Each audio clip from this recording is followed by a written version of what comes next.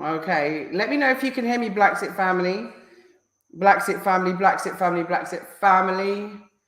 Can you all let me know if you can hear me loud and clear, please? Yeah.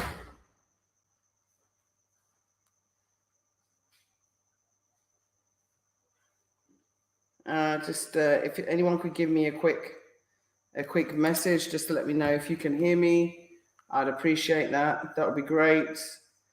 If anybody's here. Okay, that's Abu Kadir Al Mukajid.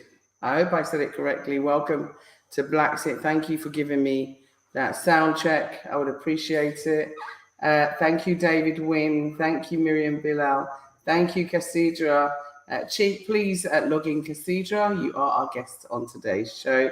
And Robert Jordan, thank you very much for letting me know. You're laughing because I said your name wrong, right? Okay, so I've literally just run in. I've been filming all day, and so I'm a bit hot and sweaty. And also, we had a sort of post-production meeting at Gam Jam over some really good food. So I've literally just walked in. So apologies for my tardiness today, but we were filming some really good programs. So I hope that we all enjoy them. That would be exciting if you do enjoy them. Today's topic, I hope you know, it's about intergenerational trauma. It's supposed to be called, my brother wrote the wrong thing. It is supposed to be about mental health. And we were talking about undiagnosed mental health issues, which includes things like, intergenerational trauma. But it was actually about undiagnosed mental health. And we have a guest in the house who's going to be joining us today. And I was actually on her channel on Sunday, and she's going to be joining me on my channel. So firstly, I want you all to go to her channel and subscribe. Her name is Cathedra Cheek. And I'd like you to all go and subscribe to her channel. And of course, to our partner's channel, Pixpective, and that's Pixpective. If you would please go and subscribe to those channels, it would be amazing, fantastic, and I would love it. And also, this is some of the lovely batik material I'm wearing here. You can see, I'm not sure, which was designed by Wally. I think there's something in the way. What's that? Is that a mic? Let me just move this mic down so you can actually see. Apologies. Oh, I tipped the camera. Sorry. Seth, can you help me with this? The microphone's in the way, and I nearly tipped the camera. Let me see if I can. Oh, disaster. Wally's batik. So I just wanted to make sure that all our devices are off the Wi-Fi. It's okay. No, I tipped this because this was in the way, so no one could actually see. Thank you, Seth. I'm going to invite our guest to join us now, Cathedra, and she'll be telling you all about her book, Mother's Love, and also about some of the things that affect our community, and of course, the things that create fear for us to come back to Africa. And in fact, this was one of the things that we were actually debating in the restaurant, which made me a little bit late. So I do apologize. There was a few of us all in the restaurant. I'd like to say hello to Babu Cartoon and to also Menelik Cheney and did I say Carla Jordan? I think so.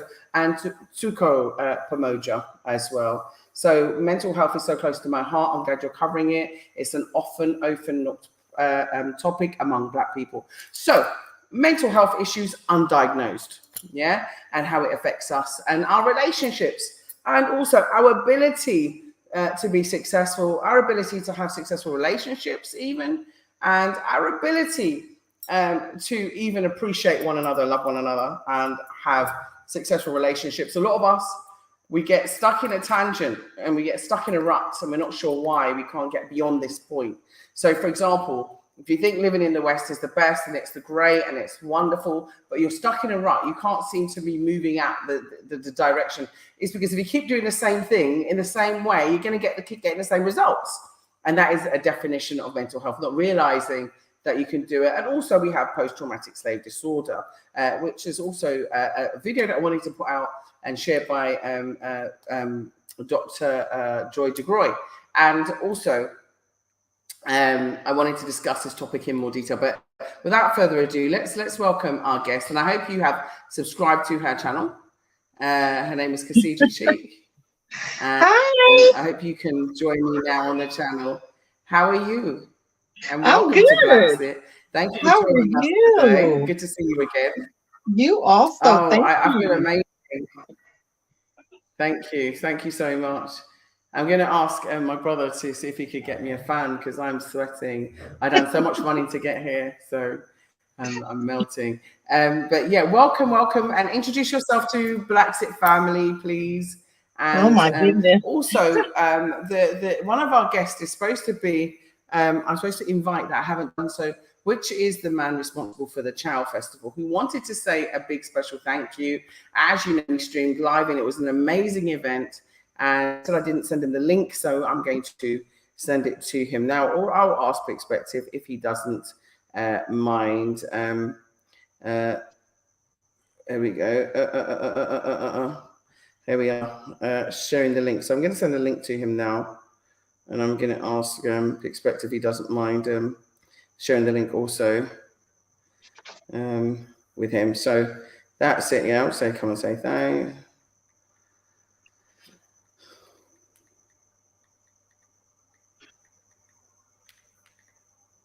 Right. So yeah, where are you? Pixelated. Wow. Is anyone else seeing that? Or is it just me? Right. So I'm going to talk about the topic of today, intergenerational trauma, but we're also going to talk about, some of the issues that affect us moving forward. And of course, some of this stems from our relationships in our families. And some of us have sorry, I nearly said disaffected families. What I wanted to say is that some of us have families which are not as effective as they should be. And we have, issues in our families. We have breakdowns in our families. We have dysfunctional families. And sometimes this can pass on down into future generations. And without healing, without counseling, without therapy, without, introspection, without investigation, this can go into the next generation. And this is my concern. And this is the reason why I'm having this discussion today, to say, what can we do about it? Because there are many people, even I observe on YouTube. I'm not saying that I am free of any mental health issues. I think most of us suffer with depression and anxiety, to be fair, especially when you live in the West, you do. It's like an automatic transition into life. Yeah, like daily life, you start to feel anxious about going to work, anxious about bills. That's anxiety. You start to feel anxious about your environment, anxious, are you going to get stopped by the police today? You get anxious about, are you going to lose your job today? Because everything is very insecure in that environment when you're not in control of controlling your destiny. Yes. And so I just want to put one of the comments on the screen, and I'm also going to put the invitation to join the channel on the screen. But this is grief therapy. Goddess Queens, I'd like to welcome you to Blaxit, and Steph Hife as well. Steph Ife as well, and Annette Welsh. Welcome. And thanks for joining from the UK. Everybody, let me know where you're joining from. It's always good to know how the reach of Blaxit is going and how far we're reaching. And so I'm going to leave this comment over to you, our dear Cathedra, as you are going to introduce yourself, and I'm going to be quiet. Okay? And you can tell people about your book and also about the topic itself. So I'm going to mute off and leave it over to you. And I'm going to grab a glass of water. All righty. Well, thank you. I appreciate you for inviting me. Thank you so much. Man, there's so much to talk about as far as my book is concerned. I want to just say it took me literally 20 years to write it. And can you hear me? Okay. And it took me literally 20 years to write it because I wanted it to be an example. I didn't just want to judge people. I didn't want to talk about something I didn't know.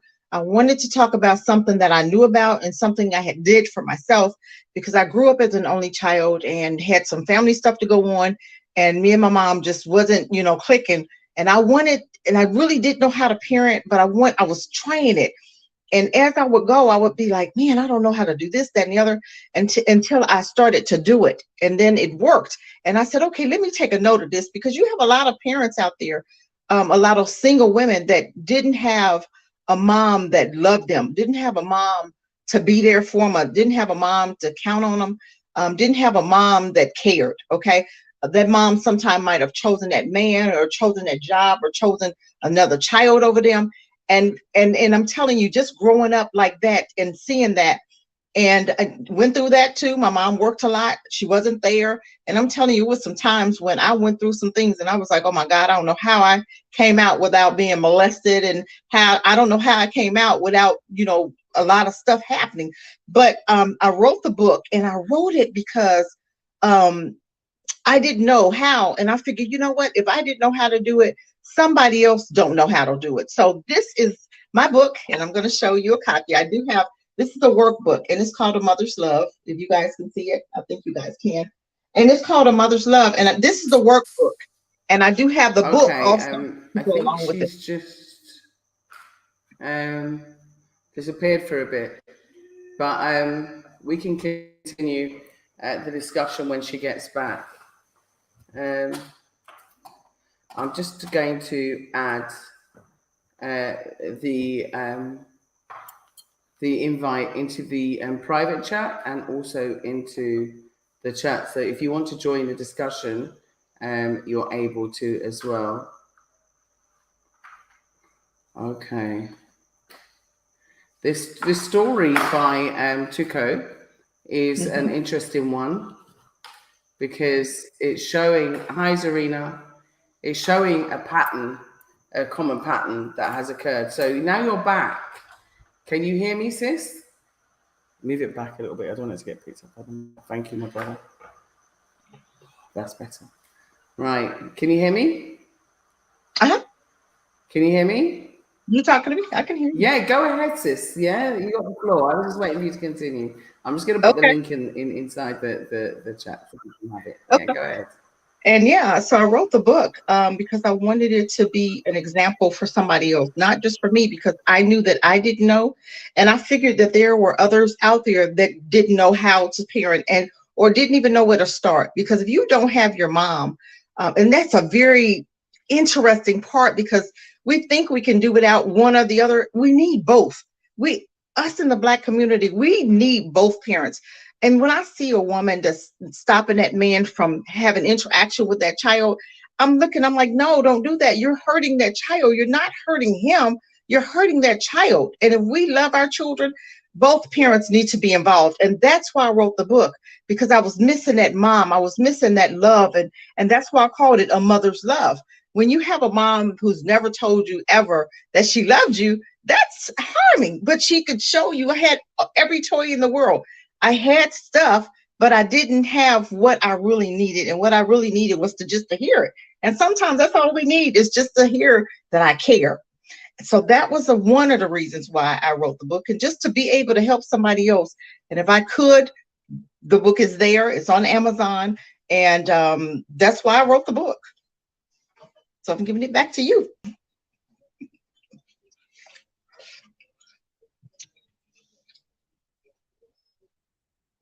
Can you guys hear me? Yeah. I think it's, no, I'm muting my mic. I think it's still got a fan on. I think it's important. If you can hear the fan, it's too loud, let me know. Yeah. Just that I was sweating. So I think that it's important. I think many of our parents didn't actually know how to express emotions, and some of relationships where our partners are unable to express their emotions, and that has an impact on your relationship, on your marriage, on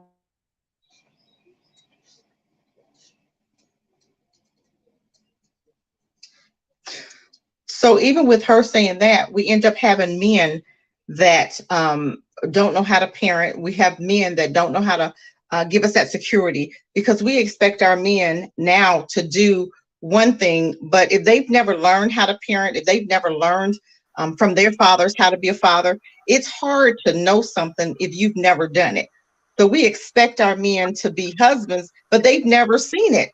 So how do we expect our men to do what they've never learned? So we have to understand and give each Exactly. other grace. Go ahead. I was just filling in for you. Go ahead, sis.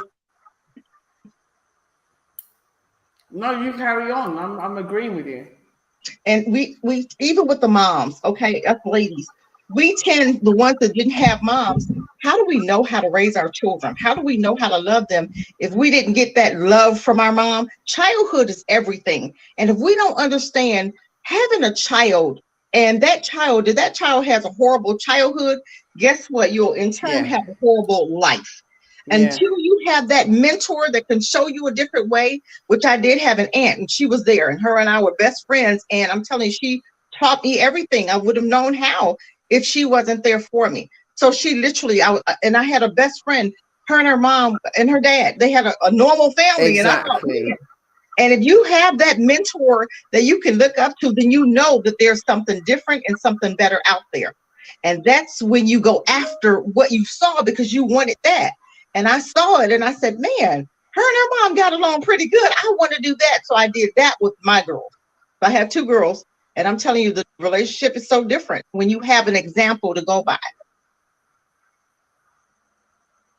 I think there is, and I think a lot of children in the 50s, the 60s, the 70s, and even now, because one of the things that we haven't talked about is children which are raised in domestically violent homes, or emotionally neglectful homes, or psychologically damaging environments.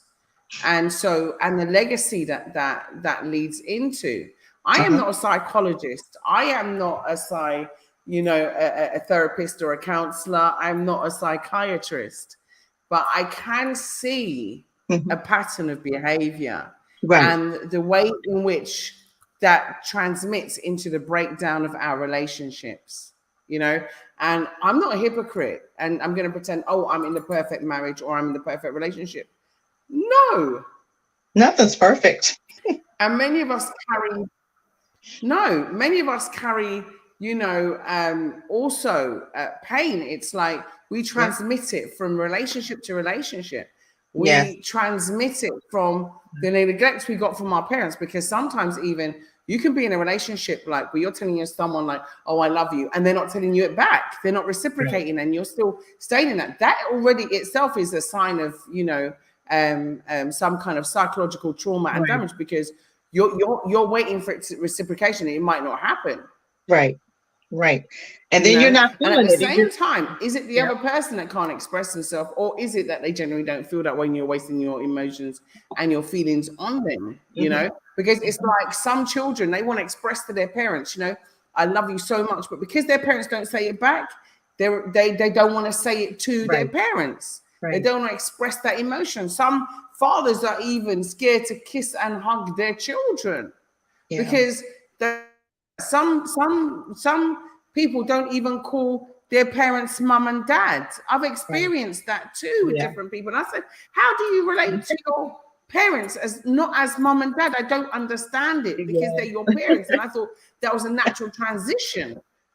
So doesn't that create like a gap? Right. In like how you would relate to them? I don't know. Maybe it's me. Maybe it's not important. But to me, it's like, a title, an identity, a description, a name is vital in terms of how you relate to somebody.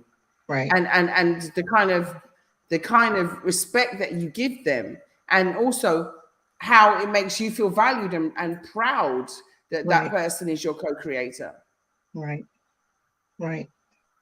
And even with that, when you're saying that, it's so important to understand that we're expecting things from mates that they were never taught. They never saw it. Even in our community, if you really go back to it, we've never known love in the Black community. Let's take it all the way back, because you couldn't show it, or you didn't see it through slavery, right? So the slave master showed you a different kind of love, which was abusive. So we got used to seeing abuse. And then now we get used to seeing it even now, and we carry it out on each other because they taught us how. So we don't know really how to love each other or our mates. We never saw it. And then when we did see it, it was rape. It was through rape or molestation, right? So we have to understand what was passed down in our DNA. We have to understand what was passed down even till today. And we see the dysfunction, and we see the men, who drink a lot. And growing up in the house, and you saw your dad drink a lot. You probably said to yourself, "I'm never going to marry a man like that." But what did you end up marrying? A man that was either drunk or abusive. And what we see growing up is what we tend to attract to us. And people don't even understand that childhood, what you grow up with, is pretty much what you're going to attract to you and what you're going to marry. So it's very important to start out. And I even say this for myself, get counseling, help yourself to help have a productive life, because I think everybody in the Black community needs that counseling. And we don't get it because we think it's a taboo to it. But I'm going to tell you what, before my daughter started dating, and when I told them, I said, I really want you guys to go to counseling. Not that their childhood was bad, but maybe it was an issue that I didn't know that they had, or maybe their dad didn't show them enough love, or whatever. I wanted them to start out with a normal relationship with a man than to go into a relationship that was not quite what they expected. So in order to do that, you have to have that third eye. I call it third eye in your marriage. And you start out with getting help. And that is how you can, for instance, my daughter, she would go and talk to somebody, and, it was something that I had did or said or whatever, and didn't even understand it. It really hurt her. And she was living with that for a long time. And I was like, I don't even remember saying it. But she carried it into her adulthood. and I didn't even know that, that whatever it was, I don't even remember saying what I said. But I was glad that she went and talked to him, and that helped her to understand. And she came to me, Mommy, she said, why did you say so-and-so, so-and-so? And Julie, I don't even remember saying what she said I said. But I said, well, if you said I said it, I didn't say I didn't. I said, I do apologize. I said, because at that time, maybe I was going through something, or I thought of something, or anything could have been happening at that time. I apologized to her because she carried that for so long. And I thought, man, it must have hurt her if she carried it. And it was something so small, but she was so little when she heard it. And it just made a big deal. And I apologized for it. I don't even remember doing it, but it doesn't matter. She remembered it. So guess what? It was up to me to fix it. So I fixed it. We can't be too adult or too, to apologize to our children, especially if she came to me years later and said, hey, this hurt. Hey, look, I love you. I do apologize, and please forgive me. Plain and simple. And you know what? She moved on from that. But how long was she holding that? And what's to say if she hadn't went to talk to that person that she would have ever told me? He gave her permission. And that man she still goes even today, if she don't need it or not, once a week, once a month. But guess what? He gave her permission to come to me and to clear it up. And it worked. So why hold on to it? Yeah. I mean, some of the comments, I just want to go through a few of the comments as well. Okay. Zarina said that some people don't apologize, which is very true. Yeah. Right. Some parents will not even acknowledge their wrong and what they've done to you, and the trauma and pain that they've caused you. Do you see what I mean? And also, Zarina said that we learn powerlessness from our parents on an unconscious level. And Goddess Queen said losing a parent. Just lost that. I like Ibrahim Asane. How are you? Yeah. Losing a parent feels like your mother's umbilical cord has been cut. Now, unfortunately, and David Wynn said losing a parent is literally like entering another dimension in life, and there's no other experience like it. Now, I lost my father, and I lost my father in a very unfortunate and sudden accident. So it was very tragic. It wasn't expected. And I lost my stepfather to prostate cancer, which was Oh, also traumatic. yeah. And he'd been my stepfather for like 32 years. Okay. And my mum and dad obviously divorced, and Mhm. I lost my dad in a unfortunate fire. Oh, And wow. so both of which were very traumatic experiences. And Mhm. I had to go and seek therapy, Yeah. to overcome it, because also not just with the deaths, you have to cope with other people's emotions after the deaths, because they also have unresolved issues that they Sure. sometimes load on you and Yeah. also throw on you. And so, Yeah. and just like everybody else, you have successful and unsuccessful relationships, Yeah. Yep. and it's hard to meander even through them. And what I want to talk about is the fact that when you come to Africa to live, Mhm. and you might come with your husband, you might not, you might come with your family, you might not, you might come with a partner, you might be single, you might even find someone here. The problems that you carry with you, That's right. they transition with you. So it's important that we try and deal with these issues before we arrive, because if not, you come with problems. I remember like once when I was talking on Blaxit, I was talking about my own life, and I'm quite a private person, but at certain lessons I do like to share, because obviously I kind of want to be open and honest, with people. And I was saying that like in England, myself and Adrian, we were like ships in the night, you know working, not relating, not talking, and on the brink of, the breakdown of the entire relationship. And so Yeah. coming to Africa was almost like a second chance, Wow. to try and Yeah. make things work. We also had, our own losses as well. Yeah. Our Mhm. own bereavements as well. And Yeah. so, coming here was like that second chance, that second, wave of life.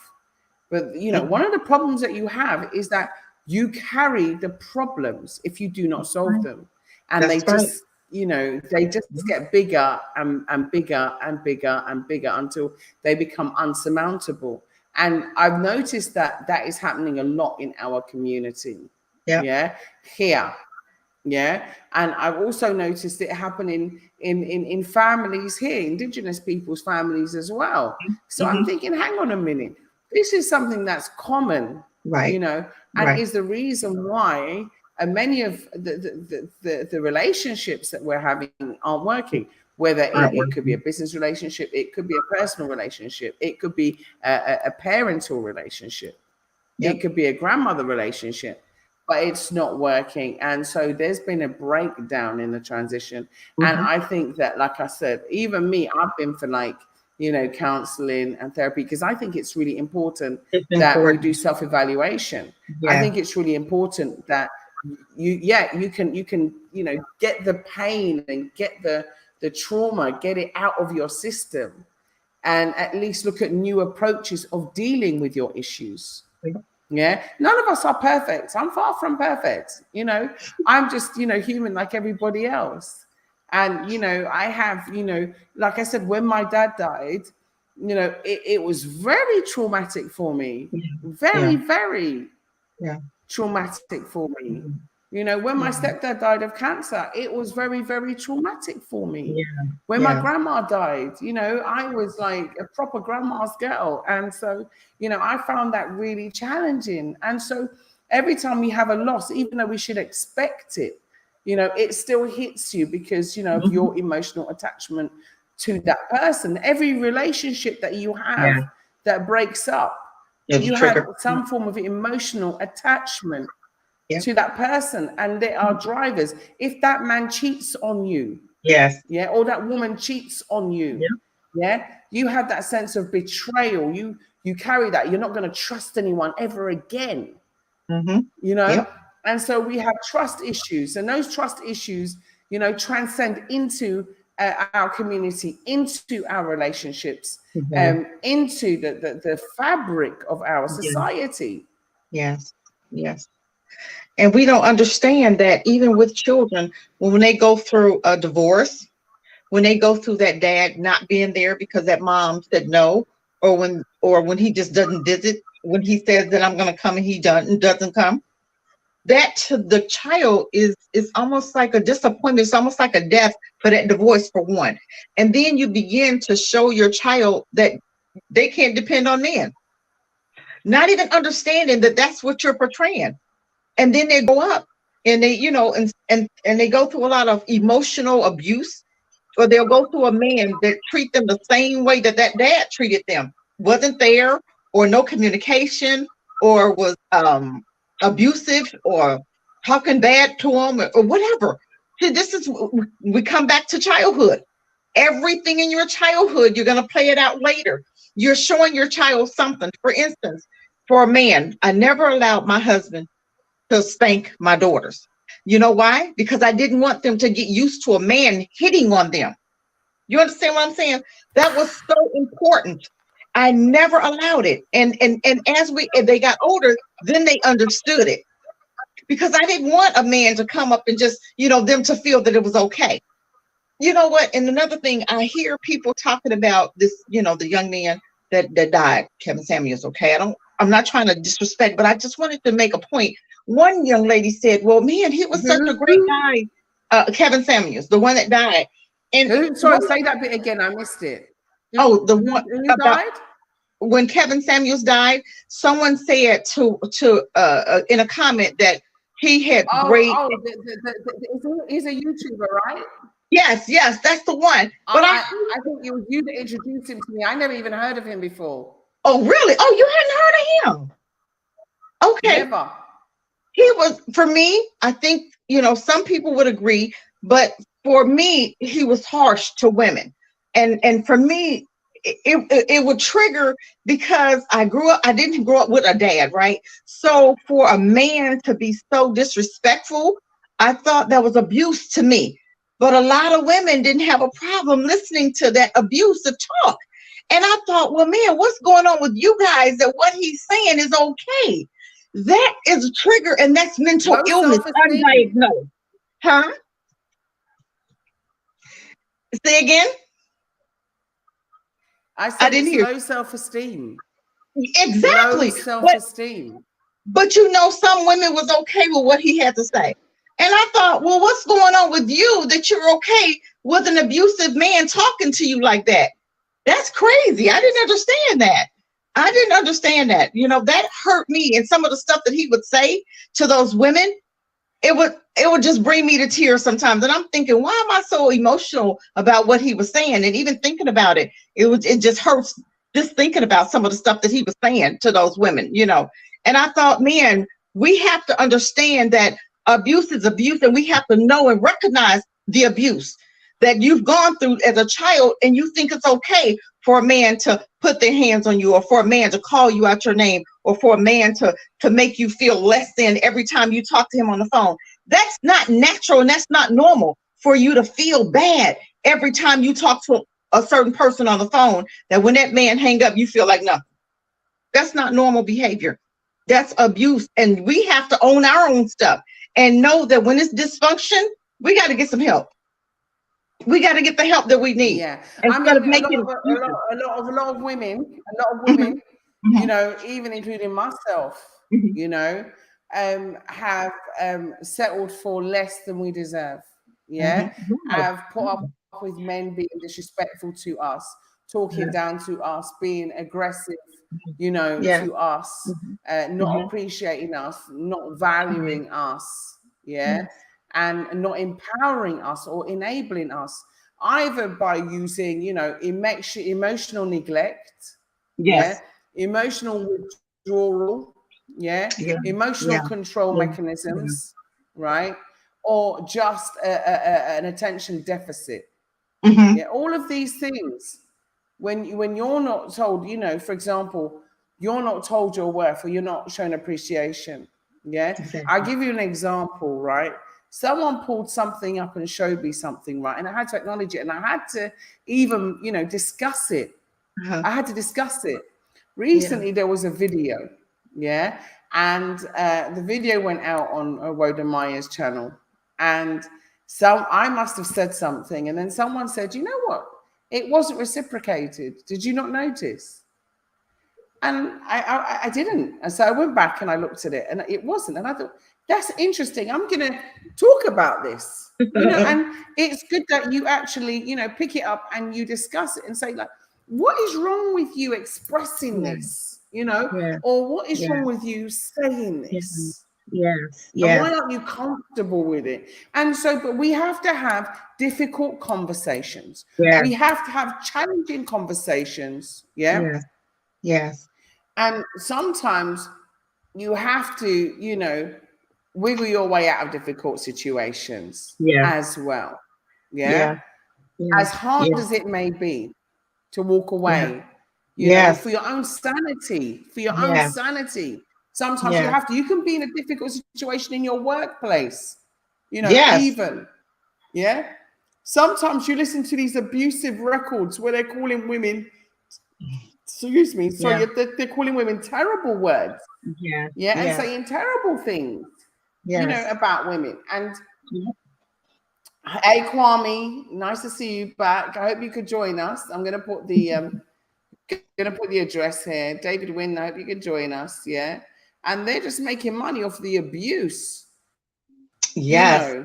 I'm looking at, Sarah Bartman, sorry. Yeah. And, the way in which she was abused. I'm seeing like the modern day version of that with us doing it to ourselves. Yes. And so, and we think it's okay. Yeah.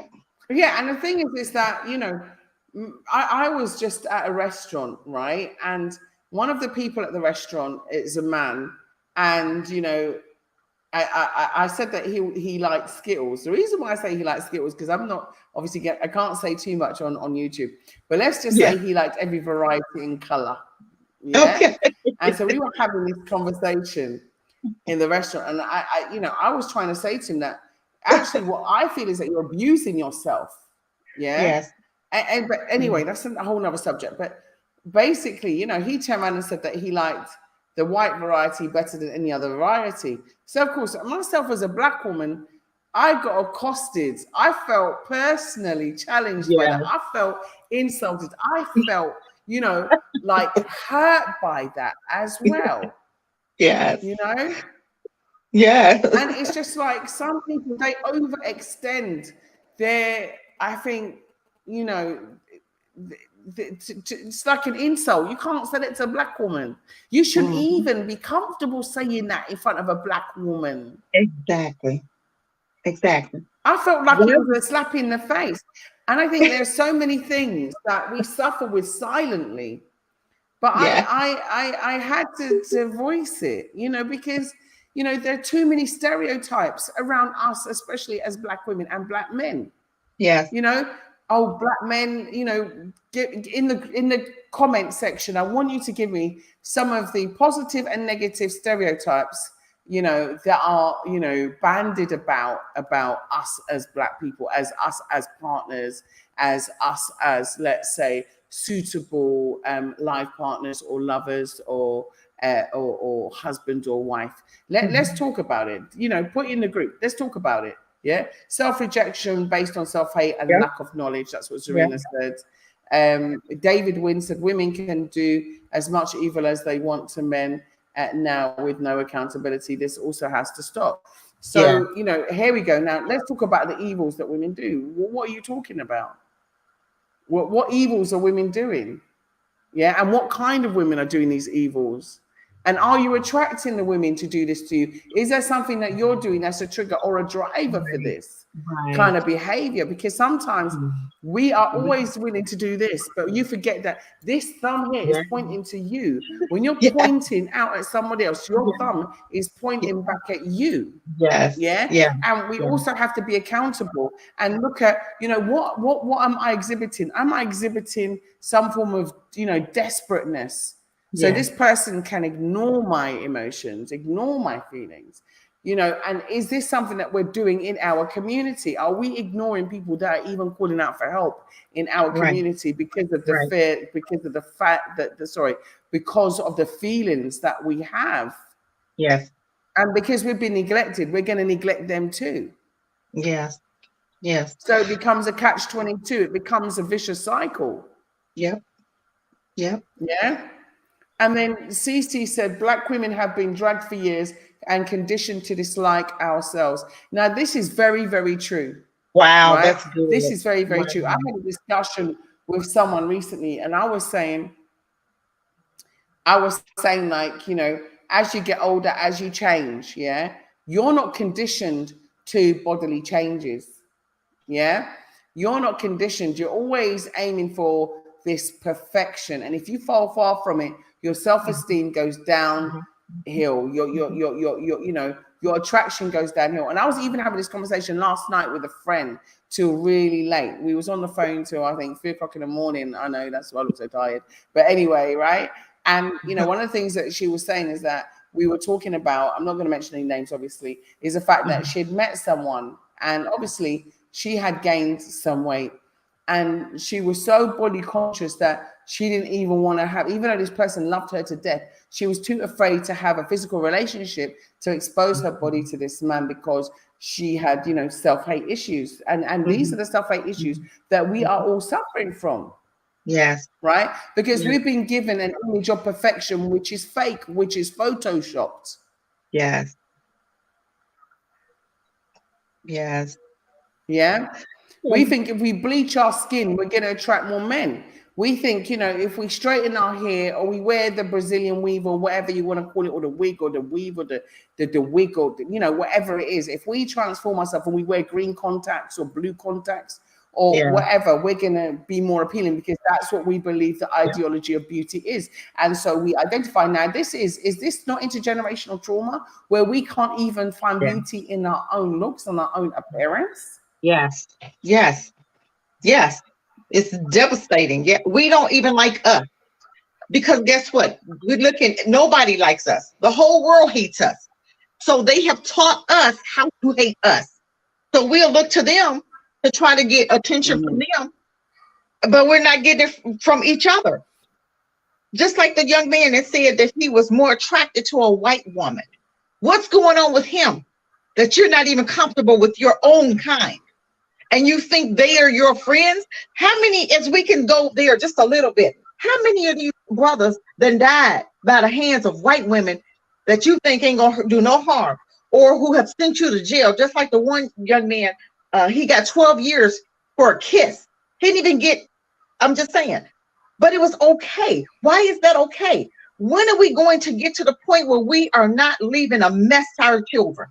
When are we going to get to the point where we do self-care for us first? We don't have any room right now to love anybody else. We need to learn how to love us first. We don't even want to, you know, when it comes to a relationship, we're always looking outside. We're never looking at our own. But we have to understand, where did that come from? We have been so interacting and so integrated with our enemies, with people that don't even like you, and they're teaching you how to think just like them against your own. Why is that okay? Why is that? We are toxic. We're toxic with each other, but we treat everybody else beautifully, right? We're toxic with our children because we'll go and I seen a black man, and then help me out here. I seen a black man and he was with a white woman. He was in a park pushing the carriage of that mixed baby. But I'm looking and she was like 400 pounds, and I'm not being funny. But would he have dated a 400-pound black woman? No. But it was okay for him to date a 400-pound white woman. Why? What's going on with him that you're okay accepting anything because she's white? I mean, we didn't seen it on TikTok where this really young black man is with this 63-year-old old woman looking like a witch, and I'm not being funny. Why are we okay with that? Why is he okay with that? Why? This is what we have to do. We need help immediately. We have undiagnosed mental illness. We talked about that. And it's time for us to go and get some real help so that we can leave, so that we can, I guess, have productive relationships with each other and our children. Because right now we're putting some horrible stuff on our children, and I'm scared for our children to get grown just to see the mess that we're leaving them, the mess and how we treated them horribly because somebody else treated you bad. We don't know how to decipher. You know, it's very true.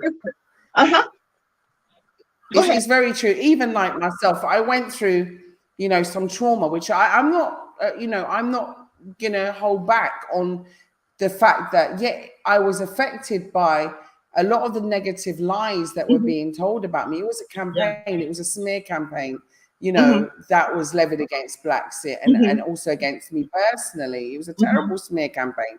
And, you know, when someone makes like, you know, 30, 40 videos, what have you, right? Loaded, untrue, Wow. dishonest, deceitful, misleading, Yeah. misguided, Yeah. intentional, deceitful Intentional. videos against you. And people are believing it, right? Yeah. And on top of it, the person that's doing it has got mental health issues. Yes.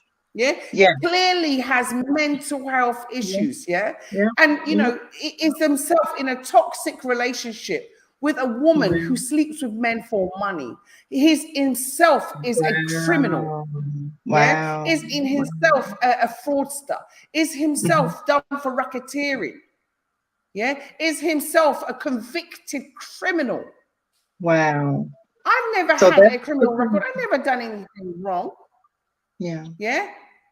Yeah. Or done anything like that. But you be prepared to listen to someone who's coming in to destroy the Right. goodness that we are created in the likeness and mindness of Garvey, in the likeness and mindness Yeah. of, you Yes. know, a Haile Yes. Selassie, in the likeness and mindness of Harriet Tubman, in the likeness and mindness of good people, but people are prepared to listen Yeah. and Yeah. engage. This is what a trauma we are, is that we would rather listen to a lying Yes. crook who's Yes. laying down with a white woman, who's laid down with multiple white women and destroyed the black family. Yes. Yes. To destroy another black woman Yes. Yes. and But identify with those lies without question. yeah. Yeah.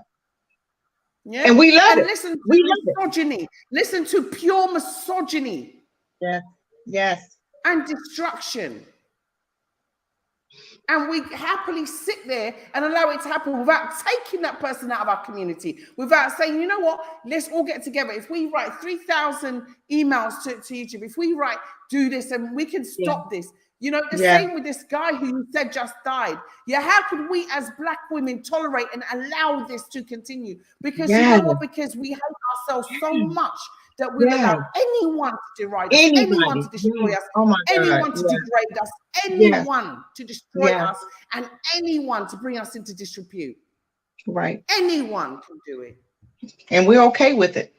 And Julia, just like you said, that video that he made about you probably got millions of views, and it was a total lie.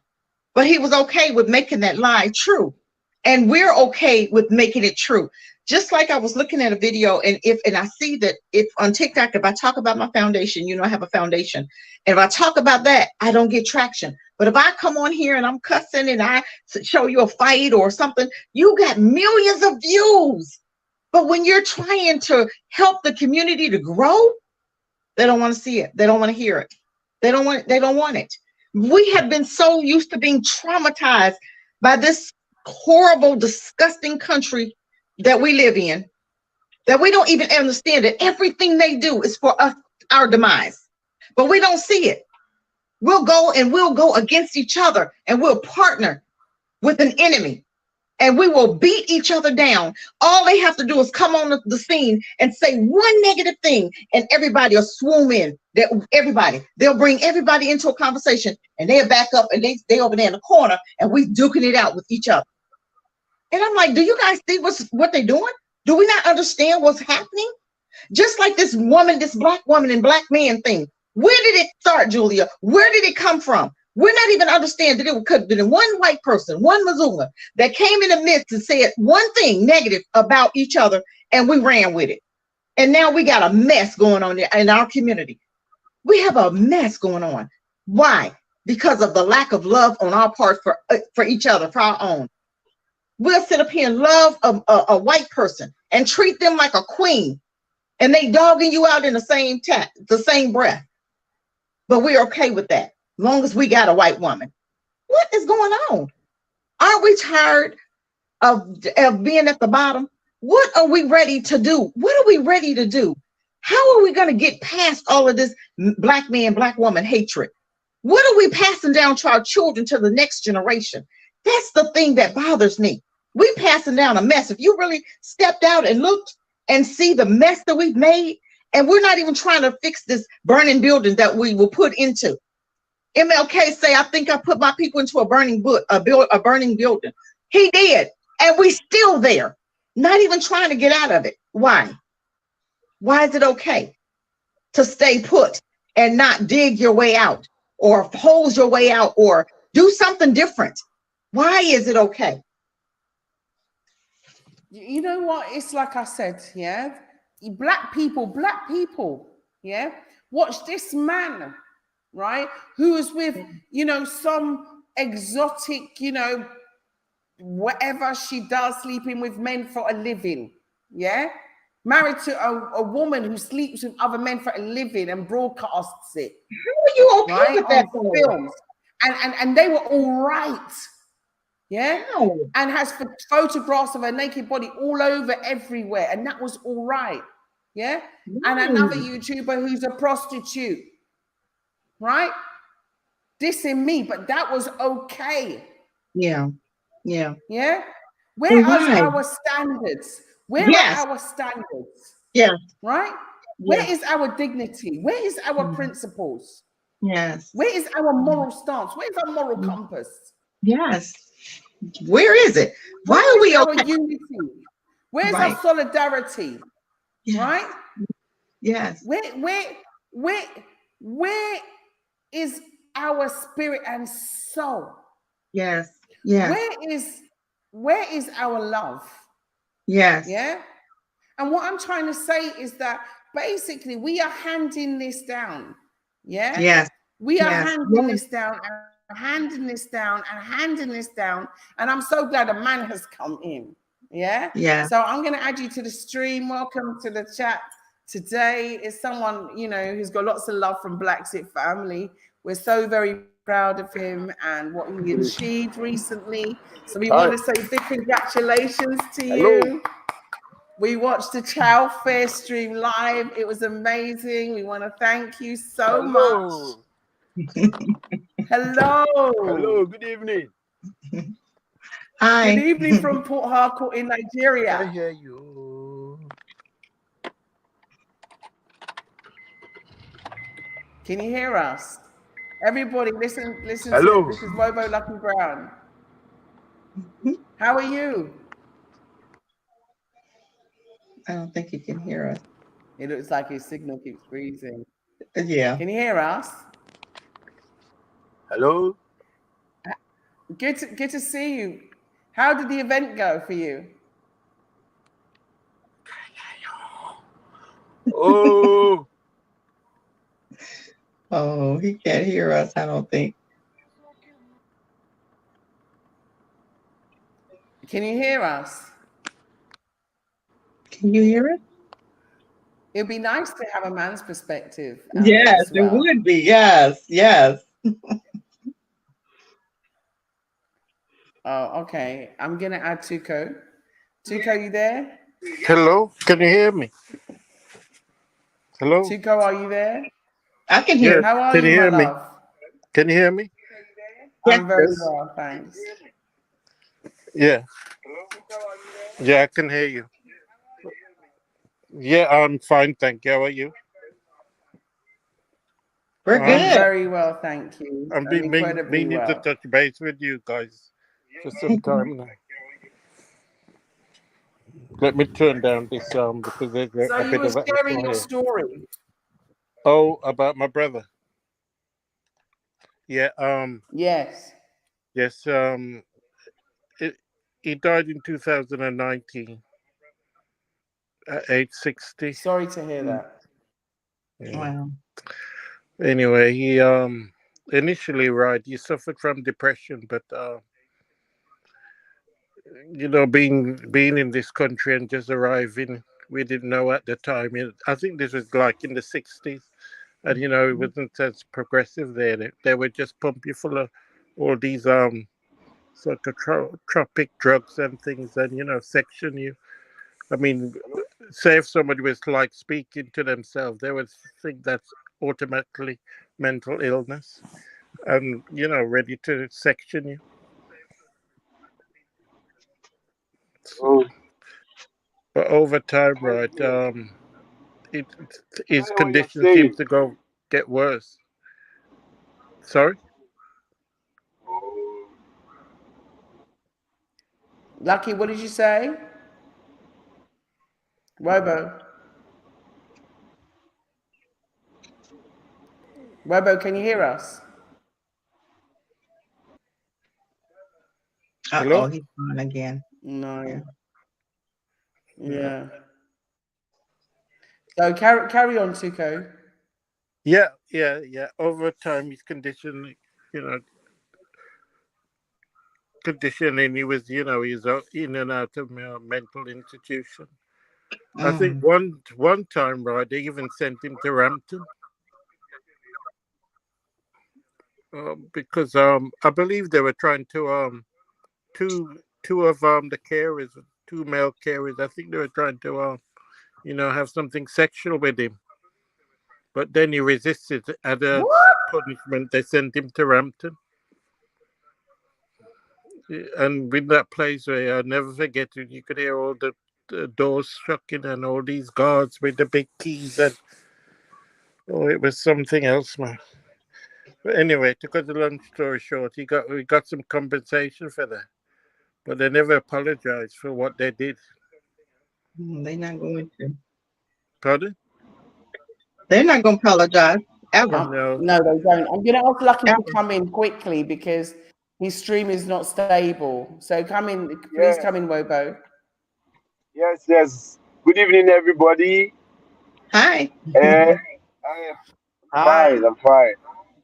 Yes, I want to say a very big thank you.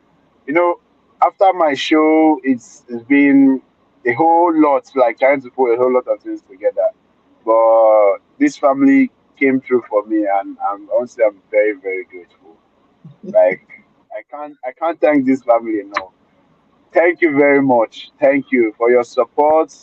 And I know you from the videos you've seen what we're able to put together with your little support. And I know that next year is going to be bigger and better. Most times I go on YouTube, I watch from YouTube. I don't get to come in live. I stay there, and like last time I forgot, like the timing is not the same thing with like Nigeria. And also my network here is kind of not stable. So I just have to like most time when I come here, I'll be like, oh, I'm trying to connect. But all the same, I'm very grateful. Thank you, thank you. Like words are not enough to say thank you. Oh, you're so welcome. Yeah, You're so, because so welcome. the love was something else. I'm very happy, like very very happy. Mhm. Thank you so much. Yeah. Yeah, I want to give a big thank you to Perspective as well, to KD for making the Yes. introduction and allowing us, Yes. to learn about your festival and your event. The entertainment was outstanding. I love the dancing. I love the look of the food, and the entertainment, the eating competition. It looked like a really amazing event. And I think what we should do next year is that maybe we should try and organize a tour to Port Okay. Harcourt around the time of your town festival. And then that way we can Yeah. actually go and see Nigeria, because there are so many negative stereotypes here. I have had the most amazing, and I've been lucky enough to be guided through Port Harcourt via Katie, who's sending me regular feeds. Of course, we are going to Port Harcourt in the very near future. And I Yeah. had, a few ideas of some things that I wanted to cover there, and some of the estates that have been built there, and so on and so forth. So I really wanted to do that as well. And of course, I also wanted to make a quick apology because I recently put out a video, and apparently, I think it was at Taft City, and one of the people that I interviewed gave out some slight misinformation. So I wanted to apologize that the person gave out. I'm not sure exactly what, because I haven't been told what was misinformation. So I have made it private until I can ascertain what the person I interviewed said was not with what they wanted to say. I do apologize. Often enough, you interview people, but you cannot prescribe what people say or do. And obviously, I cannot be responsible for what people say or do. However, I do like to have weekly updates and information given to me so that I can broadcast the correct information. That would be ideal.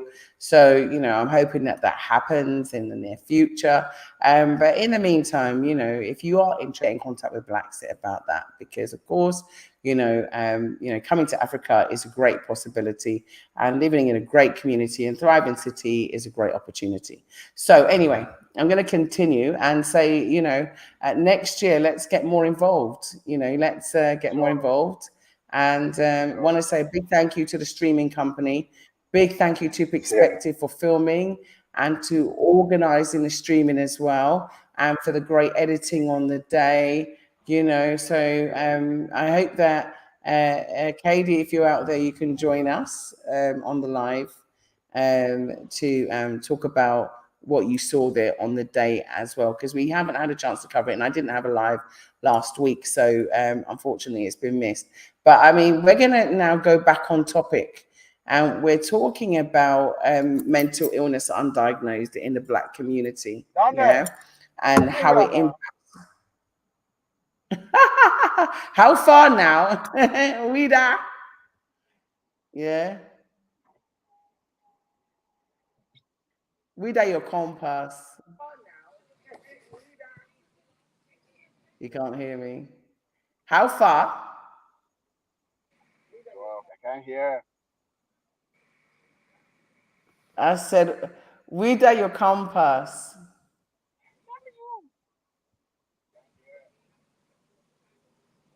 He can't hear me. Can you hear me?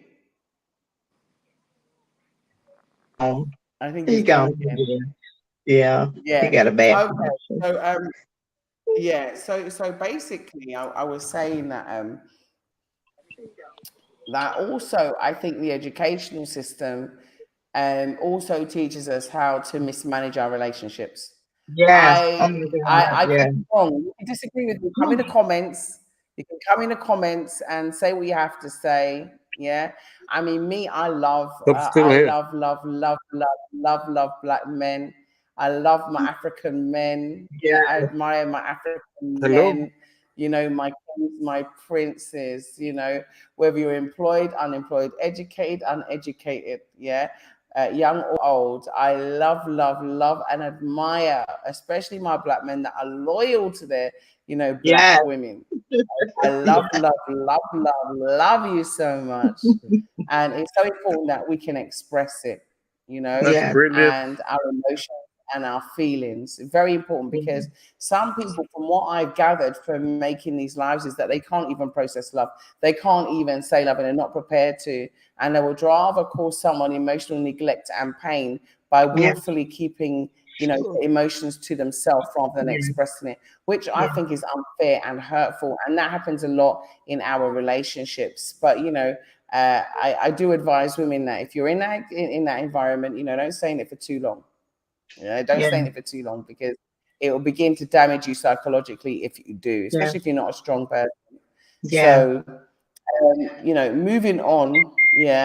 Someone said, Abini said, we're all suffering from post-trauma indoctrinated in the West.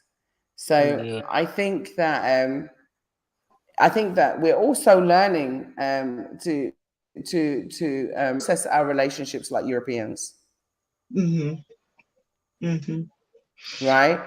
Rather than from an African-centered love, where the children were the center of our universe, the children, were the center of the family, and they were so important. They were so crucial. And we would nurture those children, and we would say that, those children were closer, in terms of having the knowledge, because they'd just come, And so, and that's why, you know, there's a special relationship between grandchildren and grandparents, because one's on the way out, one's just come. So I think, sorry, between grandchildren and grandparents, because one's on the way out, one's just come. Somebody has their thing up too high, Julian. I'm hearing an echo. Okay, can you do me a favor? I can hear an echo. Is that you too, Co? Yeah, sorry. Yeah, if he just mute, yeah, he's good now. You're good now. Okay, thank you. Yeah, I'm gonna unmute you. I just had to mute you because there was like an echo. I could hear my own self speaking back to myself. I'm just gonna unmute you now. Apologies. Oh, okay, well, you've chosen to mute, so I can't unmute you, but you can unmute whenever you're ready. So I was saying that I think, like I said, the education system and the environment is teaching us ill practices. And I'm going to give you an example, just one example, right? When I was living in the UK, and there was a person who was at work that was having a baby, and they had a nursery and a cot. When that baby was born, they took that baby and they put that baby in a separate room. Yeah. And wouldn't breastfeed that baby. Do you understand? Wow. So that baby immediately was separated. Yeah. After being born. Do you see what I mean? I'm gonna mute you again, because there's an echo. Okay, so that baby was immediately separated from its mom, and I'm talking about cultural differences that, you know, we are beginning to pick up on. And remember that, you know, cultural invariance. I'm going to talk a little about cultural invariance, and also about culture appropriation and misappropriation, right? Cultural interference, right? And also cultural adoption. Okay, and so these are factors that are affecting us, affecting our relationships, and affecting love. Now, if you watch another, you know, race of people or different culture that, you know, keep their children separate from them, right, that don't show them love, and we start to do the same thing, the first thing we do is we don't give the children our love, our breasts. Excuse me for touching myself, but, you know, it's important that we don't look at these just as a sexual tool. These are here for, you know, to nurture our children. And being in Africa, you see women breastfeeding with their breasts out, you know, in so many different places. And it's, you know, but when you're in the West, it's frowned upon. Women are covering and hiding it. Would rather go and mix a formula, put it in a microwave, and give their children irradiated milk. Yes. But you have to understand that's all done on purpose. It's all done on purpose. All of it. We don't even, you know, they said in the store that they was running out of formula, right? But we have, you know, our own formula. But why is it that we see stuff that's dysfunctional in our community? Just like you were saying about the education. You don't allow enemies to educate your baby, because guess what? That's what you see them doing, we'll end up doing. There's no way we should have allowed them to educate our children. And then you talk about they want to teach our children, you know, the alphabets now, right? But they won't let you teach their children about the CRT. But you want to teach mine about all the sexual stuff that they should be learning or not. But this is how the dysfunction happens. Yeah, the thing is that, you know, you go to Italy, you go to the Italian school, they teach their children in Italian. Yeah. You go to France, they're teaching their children in French. You go to England, they're teaching you in English. Okay. You go to Germany, they're teaching their children in German. So why in Africa are we teaching our children in English? Exactly. Why? You go to China, they're teaching them in Mandarin, right? Or, you know, whatever one they want to be teaching them in. But what I'm trying to say to you is, until we have pride in our own self, our own culture, our own dignity, our own languages, our own cultural identity, our own ethnicity. Yes. Yeah. Our personality. Yes. That is attached to our identity and our nationality. It's going to be incredibly difficult. Yes. Yeah. Yes. Fortunately. It's going to be incredibly difficult. And I think that the challenges that we face in today's society are unsurmountable. Why? Because the impact of the media. Right. Yeah. Yeah. I'm not saying that they cannot be tackled bit by bit by bit by bit. But the reason why I say they're insurmountable is because someone will argue with you, yeah, on a very simple topic. Yes. Right? Yep. A very simple topic. They'll argue on the least topic. Before, we used to say, okay, I'm going to listen, go back and research. Yeah. But now we got to the level of disrespect that we're not even, listening. Right. Right. We're always in combative mode. We're always in, while you're talking, I'm not listening. I'm just looking to talk over you. You understand? I'm not listening to what you're saying. I'm just looking to get a word in edgewise because we've become competitive rather than compliant. Yeah. Right? And when I mean compliant, right, I'm talking about consideration among ourselves. Yeah. Yeah. I'm not saying that doesn't mean you shouldn't question things. I'm not saying that you should just go and accept things. I'm not saying that you should just, take things as whole and accept it. I'm saying to you, no. Yeah. It's for you to go and do your own, analytics on it. It's for you to analyze it. It's for you to break down that information and to determine what your opinion is on it. Yeah. Yeah. But at the same time, now we're getting to the point is that we're not even questioning it. So someone says, oh, Africa's not a good place to go to. Oh, Nigeria's this. Oh, Gambia's this. Or so you're not going there to seek for yourself the truth. You're just listening to what they say wholesale because you heard it on the news. Yeah. Yeah. Okay, you're back with us, Wobo. Yeah. Can you hear us? Yes, I can hear you very well, loud and clear. What do you think about the discussion? Yeah, Okay, how very far? easy. I can hear you. How far? Loud and clear. What do you think about the discussion? Say what? Okay, how Very far? easy.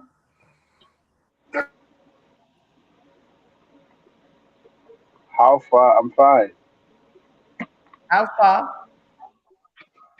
Without the compass. Which compass? You get compass.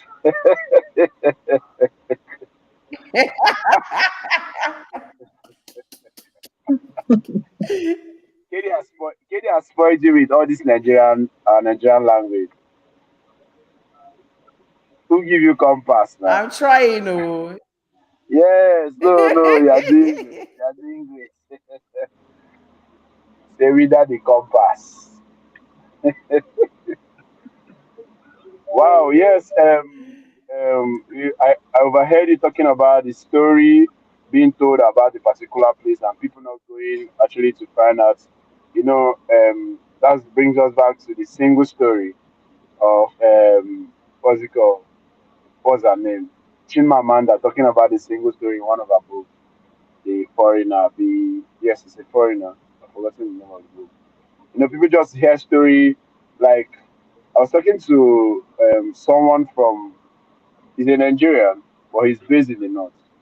So what he was talking about was the story that they hear about people in Port Harcourt, like they classify everybody in Port Harcourt as Igbo. So just like we will classify everybody in the north as Hausas, then they classify everybody here as Igbo.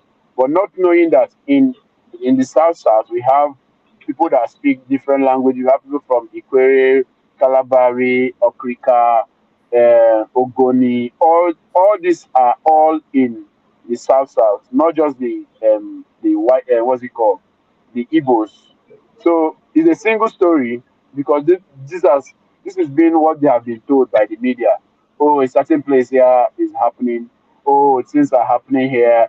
Oh, they killed this person. Oh, this person is being kidnapped. So the whole story, media try to what's it called, make a mountain out of a molehill, and people get to just jump on the negative story without getting to find out, oh, what really happened or what is happening here. Just like the video that we did at Childfare, without you knowing, like there's an event like that happens. Without you seeing the video, you will not know. Do you understand? And people just be like, ah, nothing is happening there. These Yeah. places. So it's a whole lot. And I want to say, this family has been doing a whole lot, like trying to inform people, like people who are outside Nigeria, who are outside Gambia, who are outside South Africa and Ghana and the rest of them, trying to inform them that Africa is very safe. Africa is 100%. Like when I'm not saying there's nowhere in the world that is 100% safe. Even in the UK, even in America, they have insecurity issues. But media try to also manage it. You understand? That's like you don't. You just. I don't know how. I don't know the right word to put. They try to like because they just want this place to be done. You understand? Like so that they can sell whatever they are going to sell to us and we'll buy it. And our brothers and sisters who are outside there will jump into the story. That's how what's happening in Nigeria. Oh, is it how it is? Oh, I heard this. Do you understand? And it's for us to always correct them as they know. It's not like that. That's the handwork of the media. You understand? And I want to say a very big thank you to this family. You are doing a great job in informing people Thank outside, you. bringing them back home, let them come and invest in their own Africa. Africa is all we have. We love Africa.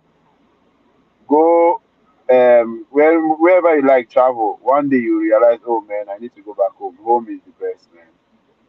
And me, I love my Nigeria no matter what. The only thing we have, the only natural disaster we have in Nigeria is bad government. Every other thing. Nigeria is sweet. It's very nice. It's a nice place to stay. Telling you, that's all we have. And we know that one day God will help us. Yeah. God will deliver us from them. Yes. So that's just it. Thank you. Thank you so much. That was a Yeah. great contribution. And I think it's important. That's why I'm coming to Nigeria. That's the reason why I'm coming to Port Harcourt, because I would love to show the world. Yeah. Sure. Nigeria. I want to show the amazing things that are there. I want to show the success that is there. I want to really, get involved more um, in showing more of Africa so that, Blaxit family can see it. I might, be on YouTube. I might have, almost 56,000 subscribers and, only a small percentage of them might watch it. Yeah, but at least they've got another view. If one person watches it, I think I'm successful because that Sure. means that I can, influence one The person community. to open their minds about Africa. And that to me is, even if you have to do it one by one, it's fine. Because when we first started helping people to repatriate, that's how it started. And now there are thousands of people repatriating. So it is a phenomenal flow. It has now grown into, a very, I would say, a vast progression of a massive exodus. And I am so happy to see, the migration of people leaving, going all over Africa and reinvesting, because that's what's important, is that reinvestment back into Very, very Africa. That is just so crucial that we sure. do that. And so, like I said, sometimes I'm incredibly busy. So it's like sometimes people might get hold of me, sometimes not. But rest assured you that I'm not ignoring anyone or trying to avoid anyone. I'm just busy. Like today, I've been filming all day, so I've hardly answered my phone. And now I'm on the live, not answering my phone. So I just want everybody to know that. But I think today's topic was really interesting. I want to thank you all for joining today's live, Blaxit Live. It Yeah. was called Intergenerational Trauma, but it should have been called Mental Health Yeah. Undiagnosed. And I think if we keep doing the same thing, we're just going to get Yeah. the same result. If we Yes. don't start trusting each other and working together, we're going to fail. if and we're not going to do as well as we should do. I'm not saying fail, because failure is that it's a lesson that's learned before you progress. Yeah. And so in order to have that progression, we have to change our modus operandi. We have to diversify. And I think when you come to Africa, you have to change your mindset. You don't have a choice. Yeah. And you also will learn some painful lessons along the way, personal lessons. And you need to, in order to change your mindset, to have a different trajectory, and also to be more inclusive, because we're sold individualism every day. We're not sold collectivism. We're told to be selfish every day. We're not sold to be selfless. Yeah. We're not told, to be altruistic. Yeah.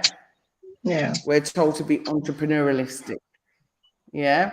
We're not taught, to have social ambition. We're taught to have capitalist ideologies. And so this is, where we're at today, and this is a frightening future for the future generations, because we don't teach our children about money. We don't teach our children about business from they're young. And so we're allowing, to people to shape their education. Whereas some, especially wealthy families, the first thing they teach children about is money. Yep. So, like I said, we do need to get together. We need to reconnect. We need to unify. We need to learn to appreciate ourselves and our differences. But we need to learn our culture, and there needs to be a sharing of information. Between our brothers on the continent and us as well. And there also needs to be a welcoming. The automatic citizenship campaign has been on the table for a while now, and the thing is that we face also, different treatment. And so we need to have that citizenship. It's very, very important. So we're not exposed to any form of discrimination. But anyway, the trauma is something that we're not going to fix it overnight or in one night. It's going to take a while. But by discussing it, we're able to open that conversation, open that door, and maybe, open some wounds so we can clean them and allow them to heal now. So, I'd like to say thank you to our guests. Yeah, very big thank you to you, Cathedra. Cheek, and tell everybody where they can get your book before we leave. And Wobo, I'd like to see if anyone would like to support you for the next event. And if anyone could come around and help us to do a tour, that would be ideal. And let's do a Blaxit, trip to the next festival. I think that'll be amazing. So go ahead, sis. Well, they can get the book on Amazon. You know what? I just really want to help my Black men. So I want to let them know that we do appreciate them. I love me some Black men, but the solution of the matter is to get to the place where we're not allowing anybody to disrespect our Blackness, period, for one. And where you can get the book is on Amazon. And after the show, I'll put it in the comments so they'll be able to order it after the show. It's on Amazon under A Mother's Love. Lovely. Okay. And Wobo, last words?